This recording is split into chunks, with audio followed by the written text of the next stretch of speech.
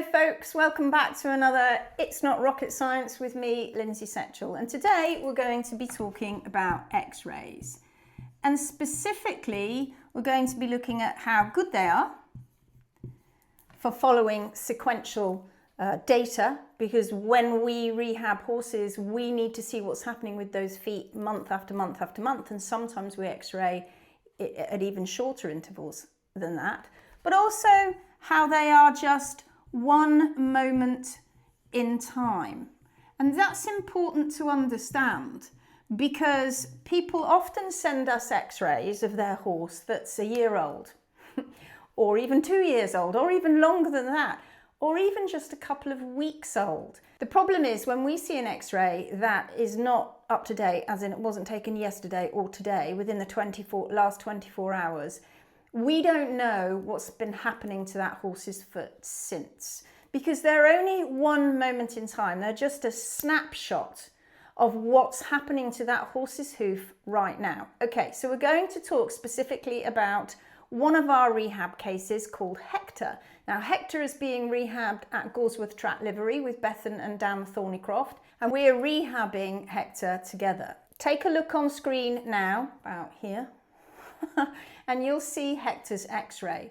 Now you can see in that X-ray that Hector has got some separation, and I'm going to do a good attempt at trying to draw that, trying to draw that out on the board in a minute. He's got some separation. He's got very little sole depth, although it's very difficult to see under the shoe because the shoe's in the way. And top tip, if you're X-raying a horse's foot and you're wanting to look specifically, especially on a lateral photo, which is a side shot, which is what that X-ray is, it's taken from the side, really having shoes on is not a good idea because the nails cover over the end of P3, and we actually do want to see the end of P3, the tip of P3. But you can just about see, and I'm going to draw it in a mo, that he's got very little sole depth underneath P3, and he's got big heels, and his coronary band is practically heading towards horizontal. Now that's not very good for him because that means his hoof has gone completely out of balance, it's on the wrong plane, it's distorted, and it's causing him a lot of pain because of the stress on the tissues. Hector was X-rayed when we got into Gawsworth, and then we did a realignment that day, or Bethan did a realignment that day, and when we X-rayed him again a few hours later, and we're going to show you that X-ray in a moment. The important thing to understand here is that X-ray does not define Hector's life going forward, because all it's doing is giving us a one moment in time snapshot to give us an idea of how his tissues inside his foot are being stressed and where the position of P3 is, although we've got a pretty good idea because we can see the distortion in his capsule and we're looking at the coronary band. So it's a snapshot, one moment in time. So when we go to re-X-ray him, we want to see if we've made a decent effect on that foot. Okay, so let's just rub off my rocket. Okay, all right, here we go. So I'm going to try and draw Hector's foot. Oh God. Right, now let's put him in the middle. So this is Hector's, actually, no, let's not. Let's put him at the side because we can put the other one next to him. Okay, so this was Hector's P3 and it was pointing down like that. And this is his hoof capsule around that. So it's starting to get separation of the laminae. So his hoof capsule was doing this. And then it was coming around, and then he had barely any sole depth.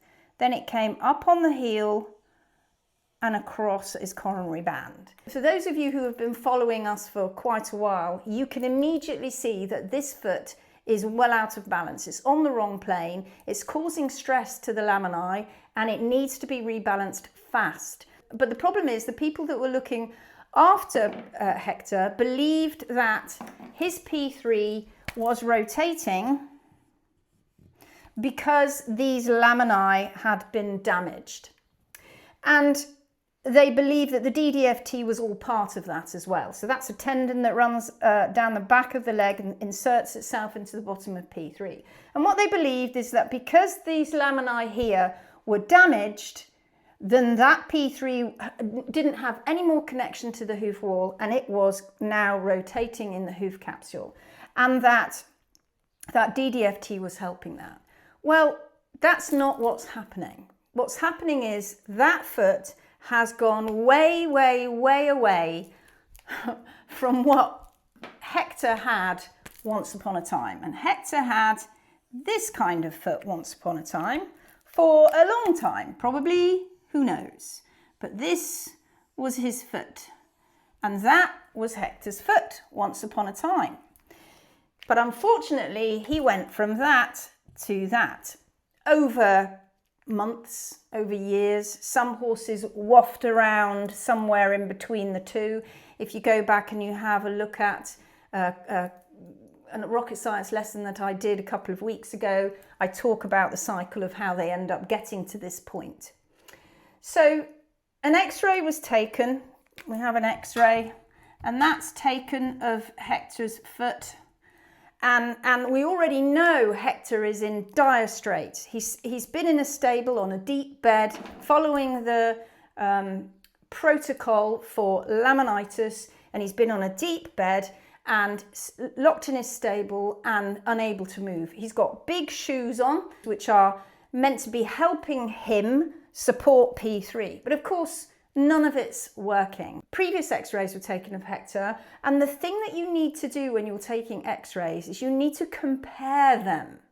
There's no point taking an X-ray and looking at that and making a big decision about things when you haven't compared previous X-rays, if you've got them. And it's so important that you do that, because then you'll start to see the capsule change. That's what you're looking for. You're looking for capsular change. Everybody focuses on P3, but you're looking for capsular change.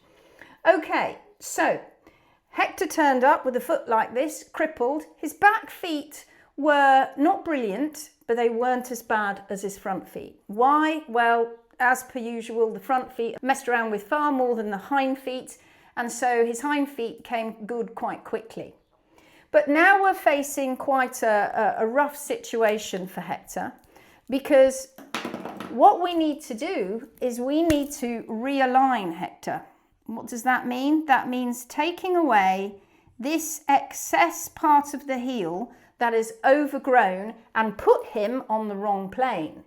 But we also know that his hoof capsule is out of alignment, because it should be more like this. So you can see heel is too much and toe has completely disappeared. They've removed it because they weren't aware that the foot had been put onto the wrong plane, even though there were big red flags. Here's a red flag. Let's see if I can draw a flag. There you go. There's a very big red flag, and it's pointing right there at the coronary band. But that red flag was ignored, and so the heels kept going up, and the plane was changing as this started to go up. And then what happened was what we call flat trimming. So the flat trimming happens here. We keep trimming this way. We keep looking this way and trimming this way. And because we're on the wrong plane, what happens is we start to reduce what we call vertical toe depth, which is this depth here, along here. It starts to reduce because we're now on the wrong plane and we're flat trimming. And the reason we've got there is because we've not followed the anatomical parameters that would have guided us in to keep Hector's foot like that one, which is what it needed to be. So we took the X-ray. We took the X-ray from a lateral side. So this is a lateral image. And the things that we were looking for were depth underneath P3. We knew that there wasn't going to be a lot there because we understood about vertical depth and the ratio between the back and the front of the foot. We were looking to see how much separation was there. And we were also looking to see if there was any damage to P3. Now, Hector was lucky.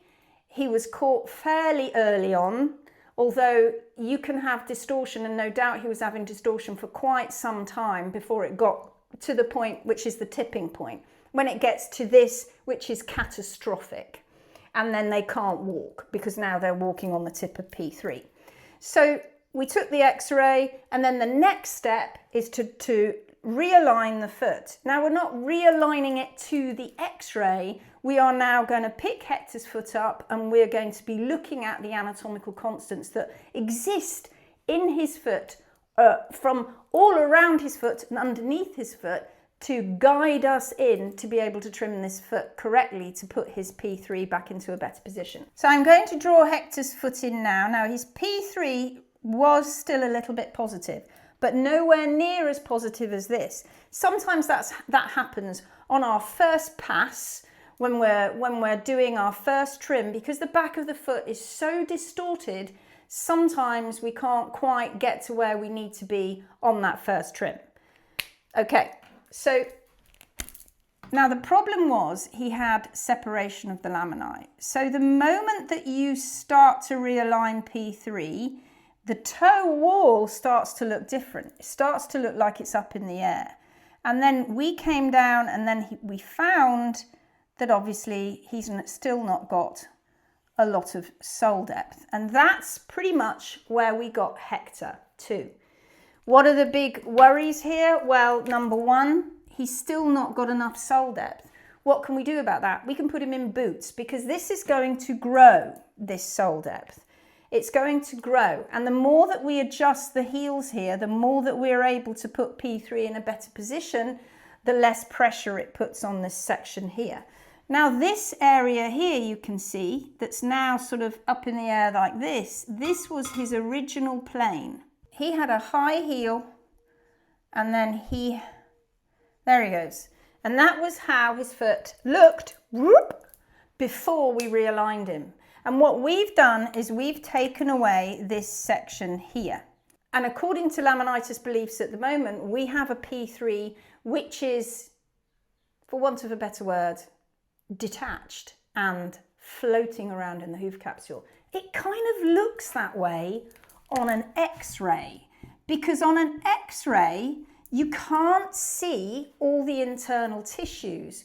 You really only can see the bone and a shape of the hoof capsule around the outside. And the biggest problem when x-rays are taken is nobody's looking at the capsule around the outside. So this was Hector's foot after we realigned him. So let's just take this section away here. And I'm going to put a picture on the screen now. In fact, I'll put both x-rays next to each other so you can see.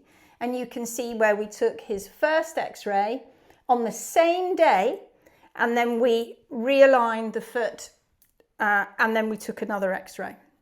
Now the temptation at this stage is to look at this. Oh yeah, I've got blue eyes this time. To look at this. This is the human looking at this now, looking at that toe and going, oh, it needs to be removed.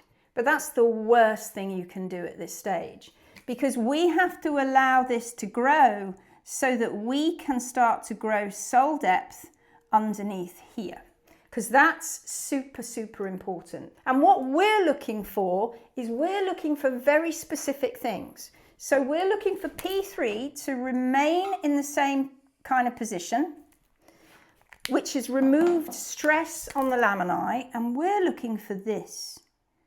We're looking, and then you'll see something like this. Oops. Comes around and up again. We're looking for this area here, because over time, if you remove the stress and the strain on the laminae, the hoof capsule will grow in better connected to P3. Now that makes the foot look super weird, and that's why a lot of people scream and bawl and shout and think HM are doing terrible things, when in actual fact we're not, because at this stage dear old Hector is sound. Here, in this one here, whoops, he's crippled.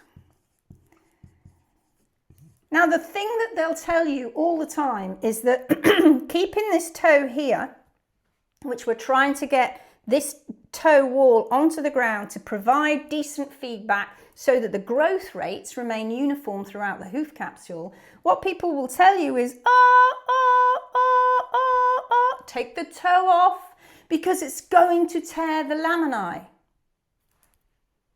Well, that's interesting, because if you see these x-rays here, you can see that over time, month by month by month, 1, P3 doesn't move at all, and 2, the connection, the tighter connection starts to grow in. Now, isn't that interesting?